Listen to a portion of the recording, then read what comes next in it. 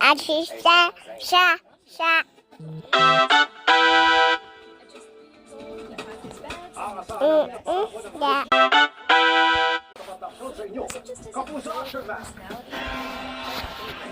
Umusad na sa kamera ang panukalang kuha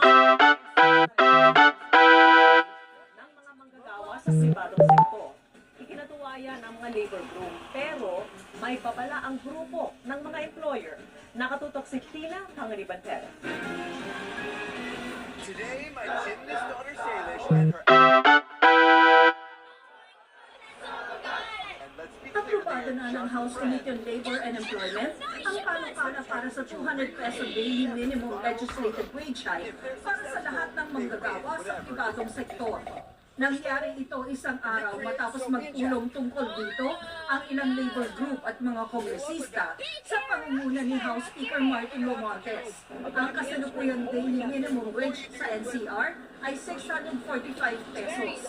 Nakasaad sa panukala na lahat ng employer sa pribadong sektor, mapa-agricultural o non-agricultural man, at ano pa ang kapital at empleyado, ang 200 pagmumultahin ng 50,000 hanggang 100,000 pesos at makukulong ng 2 hanggang 4 na taon. 4 na hearing po yun, mahigit na 8 months po ang naging pagdinig sapagkat kailangan po natin bigyan ng sapat na pagkakataon lahat ng mga hanay, grupo, panig ng mga namumuhunan, mga investors, mga employers, mga manggagawa at yung ating government. Pero babala ng Employers Confederation of the Philippines o ECO, kakaunti lang ang makakabenepisyo rito. Posible rin daw ito magdulot ng pagtaas ng presyo ng mga produkto at serbisyo.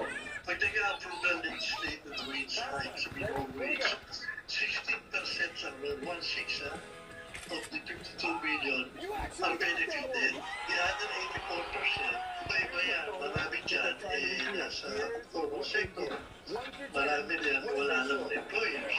Sila ang nagtaka-revenue dyan, tataasan nila yung presyo nila kung kaya ng merkado o pagbabawas ng tao. Baka rin daw sa ibang bansa magpunta ang mga dayuhang negosyante dahil sa paiba-ibang polisiya ng pamahalaan. Pinapasok yung mga tao, tapos tinatawag yung mga investors. Alam nila kasi meron tayong pansip tayo paano. Bigla ba, bigla dito, yan, predictable tayo. Meron na tao dyan ng investors. Oras ang hinahabol para tuluyang pumasa sa Kamara ang panukala dahil iilang araw na lang ang natitira bago mag-adjourn ang taan ng Kasyon 2025. Para mapabilis ang pag-aaproba sa panukala, nananawagan ng ilang kongresista sa Pangulo para sa